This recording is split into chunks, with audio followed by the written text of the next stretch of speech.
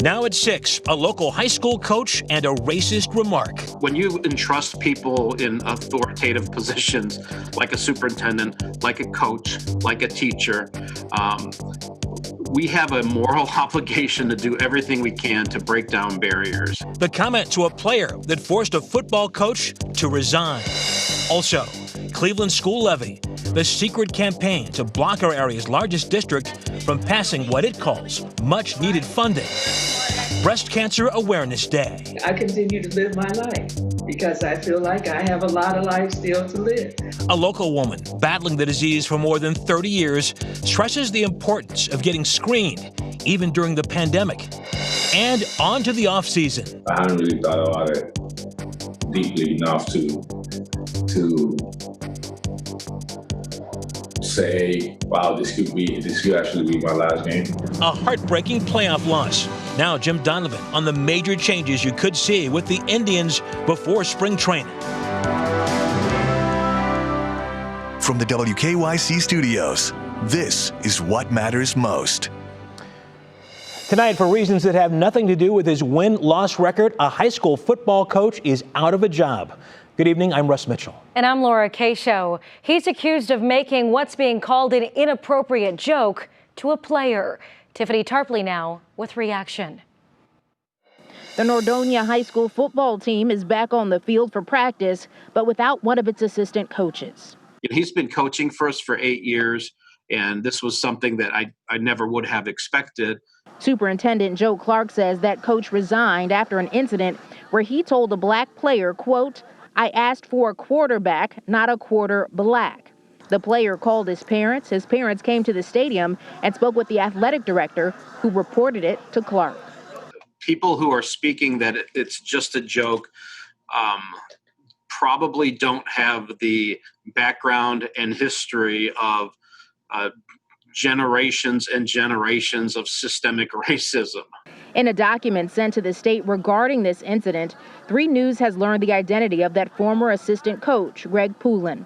I reached out to him, and Poulin sent a statement apologizing, saying in part that he is embarrassed, ashamed, and upset by his own actions. He also says it is a learning experience and he will do better. The head Nordonia football coach, Jeff Fox, says the situation was also discussed amongst the team today. But this was a very real and raw conversation amongst our kids. So, this unfortunate situation is creating a great learning opportunity for these young men. White people who are in positions of power have a moral obligation to do all they can do to create safe, equitable, and inclusive environments for people of color. The former assistant coach here at Nordonia is also a history teacher in the Stowe Monroe Falls City School District. The superintendent tells me he has been suspended there pending a formal investigation. In Macedonia, Tiffany Tarpley, 3 News. Cleveland School District leaders today have formally launched their campaign to convince voters to renew and increase a property tax. Mark Nembick reports, despite wide backing from civic and business leaders, a mysterious and well-funded campaign is pushing back. The Cleveland Metropolitan School District asking voters this November to support Issue 68, a tax renewal and increase. Money, school CEO Eric Gordon says the district can't live without. That's 12% of our budget, which would require us to close schools, lay off staff, and make deep cuts to programming, much like we did back in 2010 and 11 during the recession.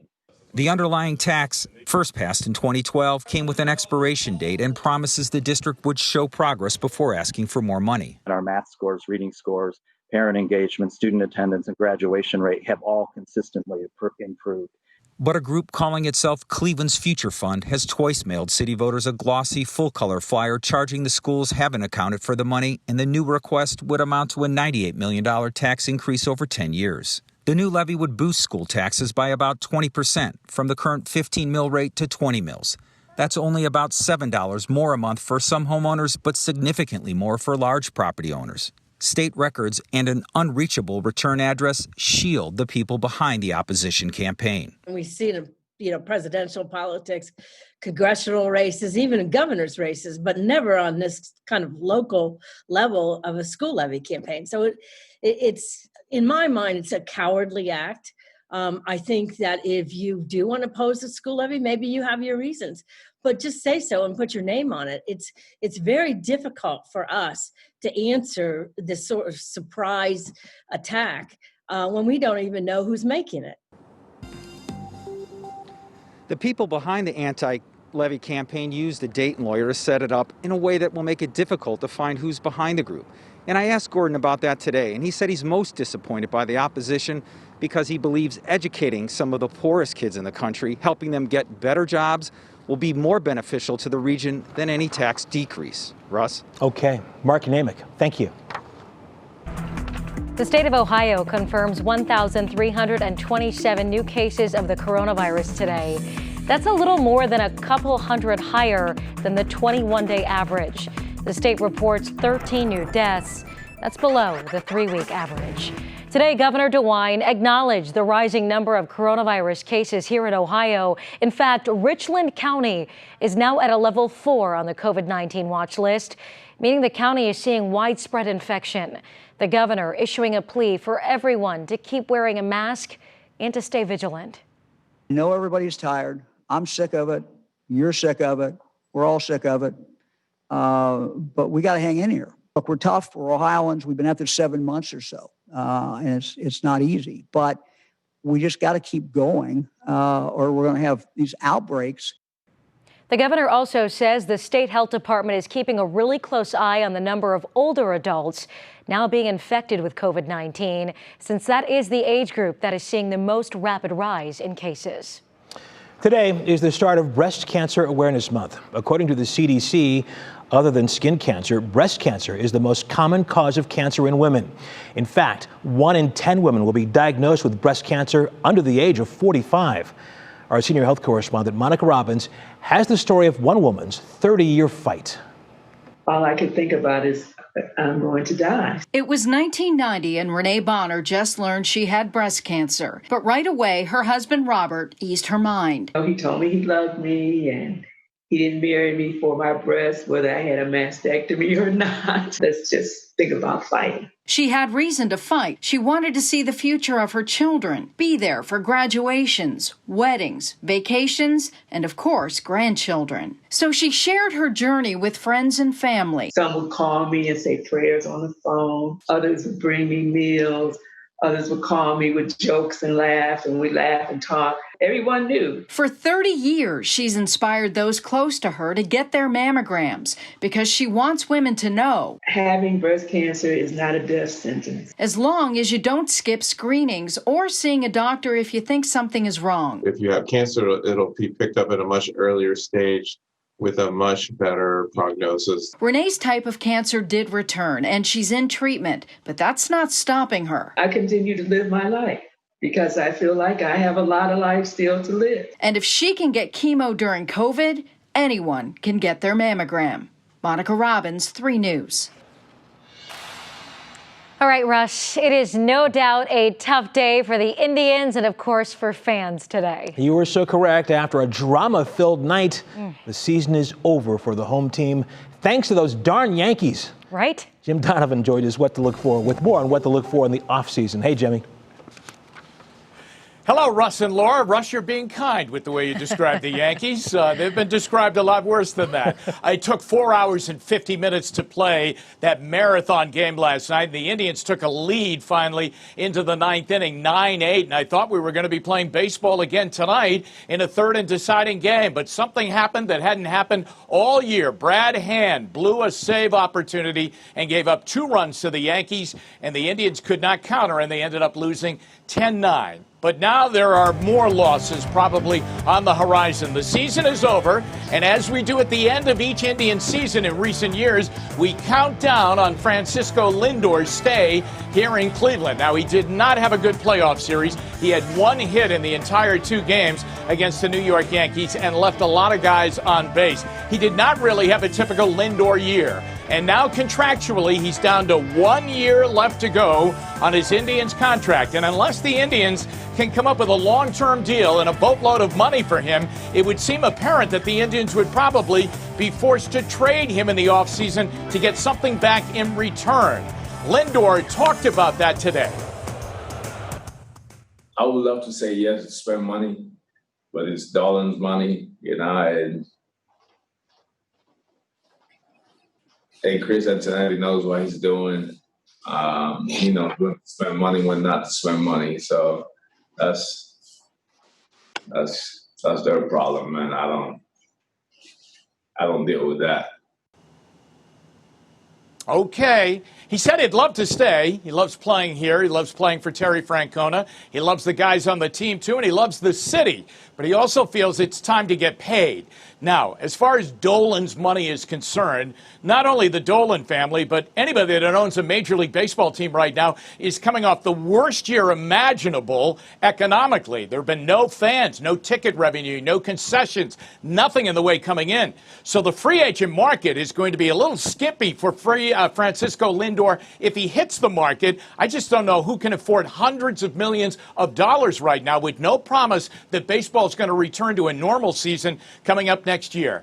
But Russ, it looks a little bit dim right now. Baseball logic would say that you put him out there this winter as a possible trade companion with some other team, try and get a boatload back in return, and then wish him well. Baseball logic gets you every time. All right, Jimmy. We will see you later in sports. Thanks a lot. Okay, Russ. Coming up tonight, Cleveland's new bishop and what he's saying about a key issue in the upcoming election. And our 88 counties in 88 days continues. How a community comes together to help protect their older population during the pandemic. Also, hi, Betsy. Hey there, team. We do have temperatures today that made it into the 60s. And then the rain came in and dropped us back into the 50s, which is where we are now. 1 year ago today, we were at 93 degrees. What a difference a year can make. We said that a lot this 2020, haven't we? Well, let's hope tomorrow is going to bring some brighter skies. I've got the details in your forecast straight ahead.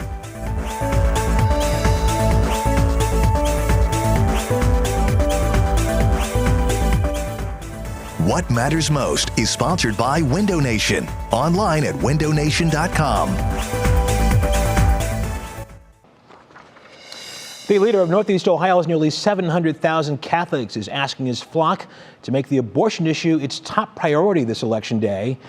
In a letter to Catholics, Bishop Edward Malesic said, quote, "The right to life itself must be given our paramount consideration," end quote. But also in the letter, and as Bishop Malesic told me earlier this month, the Catholic faith, he says, is not a single-issue church. We go beyond that as well, that there are other important issues too. The right to health care, the right to a good name, the right to due process, the right to be safe and secure. So no one should take that necessarily as a political endorsement when you quote church doctrine like that. I think, what my job is to teach the teaching of the church and to form people's consciences, and hopefully they listen to what the teaching of the church is and they vote what they believe. Bishop Malesic was installed in his new post on September 14th. Tonight's 88 Counties report takes us not too far east of Columbus. Guernsey County is known for its quiet, middle America lifestyle, but the county has been in the headlines recently for its battle with COVID-19 and the threat to its senior population. My name is Jim Enley. I'm the CEO of the Area Agency on Aging Region 9 here in Cambridge, Guernsey County, Ohio. Most of the folks that we care for are lower income older adults who have need assistance to stay independent in their own homes. We give them that assistance through our network of home care providers, senior centers, transportation providers. We can care for 5 people in the community for the price of 1 person in a nursing home. And that's where people want to be anyway. They want to stay independent, live in their own homes, and we help that become a reality. We are providing wellness kits to as many seniors as we can. We just recently submitted 6,000 to all 9 of our counties. Thanks to Area Agency on Aging, I'm flying high. Great. Painting up a storm. Are you? I just couldn't live here without you. And today they mowed the yard. Yeah, I get all emotional, but I'm going to be 80 in 4 months, and I'm very lucky. I have 250 murals in the state of Ohio. Been painting for 60 years, and I paint mostly to give them away. Were it not for Area Agency, I'd probably be in a nursing home. Everybody else is growling about COVID and being quarantined. I love it. You know, when you start a painting, the last thing you want is interrupted. The other one, what we're just kicking off, is called as a Staying Healthy initiative, where we will use CARES Act dollars to help provide meals to seniors using local small business restaurants as the providers. Theo's here in town in Guernsey County being our first one that we signed up. My grandfather started this business at this site in 1931. Hi, Dan. How you doing today? I've been working here for 40 years, and that group's been coming all 40. So yeah, we have some pretty loyal customers. It benefits the community because a lot of the seniors can't get out and eat. And it benefits us because, you know, this has hurt our business. We are down fairly significantly, and this gives us another revenue stream. So it helps all of us.